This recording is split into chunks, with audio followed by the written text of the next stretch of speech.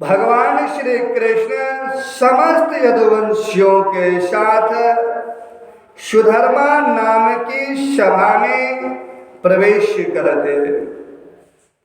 उस सभा की ऐसी महिमा है कि जो लोग उस सभा में जा बैठते हैं उन्हें भूख, प्यास, शोक, मोह और जरा, मृत्यु ये 6 उर्मियां नहीं सताती। इस प्रकार भगवान श्री कृष्ण सब रानियों से अलग अलग विदा होकर एक ही रूप में सुधर्मा सभा में प्रवेश करते और वहां जाकर श्रेष्ठ सिंहासन पर विराज जाते। उनकी अंग कांति से दिशाएं प्रकाशित होती रहती। उस समय यदुवंशी वीरों के बीच में यदुवंश शिरोमणि भगवान श्री कृष्ण की ऐसी शोभा होती जैसे आकाश में तारों से घिरे हुए चंद्रदेव शोभायमान होते हैं।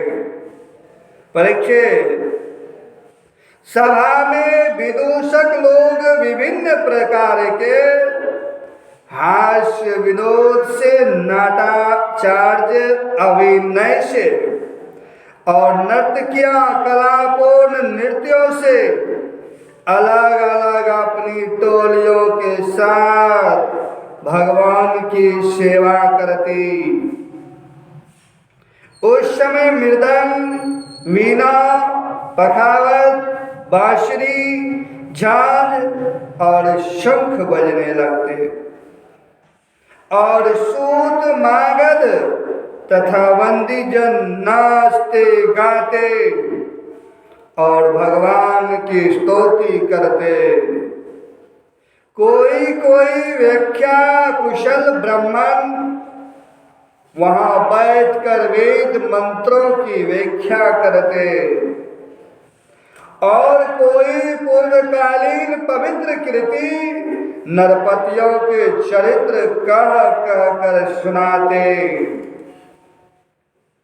एक दिन की बात है, द्वारकापुरी में राजसभा के द्वार पर एक नया मनुष्य आया।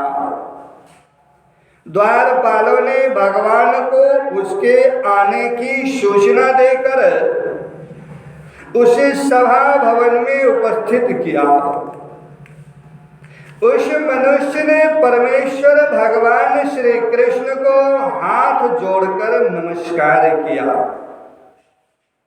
और उन राजाओं का जिन्होंने जरासंध के दिग्विजय के समय उसके सामने सिर नहीं झुकाया था और बलपूर्वक कैद कर लिए गए थे, जिनकी संख्या 20,000 थी।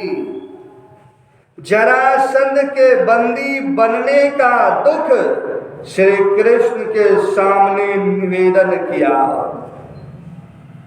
सच्चिदानंद स्वरूप श्री कृष्ण, आप मन और वाणी के अगोचर हैं।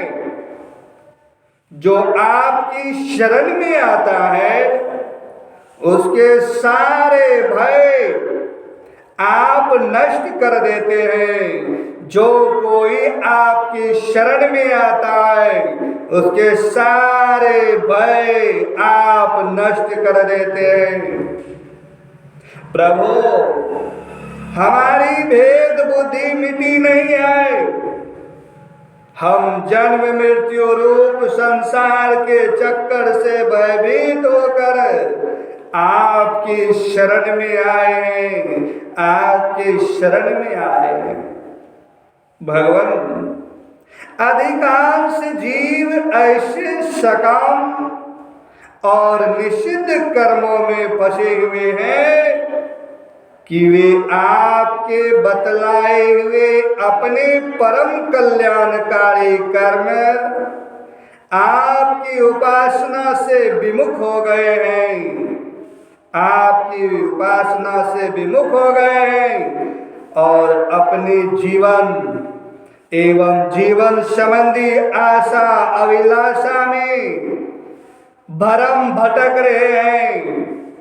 परंतु आप बड़े बलवान हैं, आप काल रूप से सदा सर्वदा सावधान रहकर उनकी आशा लता का तुरंत समूल उच्छेद कर डालते हैं।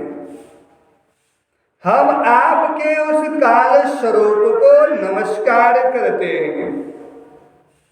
आप स्वयं जगदीश्वर हैं और आपने जगत में अपने ज्ञान बल आदि कलाओं के साथ इसलिए अवतार ग्रहण किया है कि संतों की रक्षा करे और दुष्टों को दंड दे।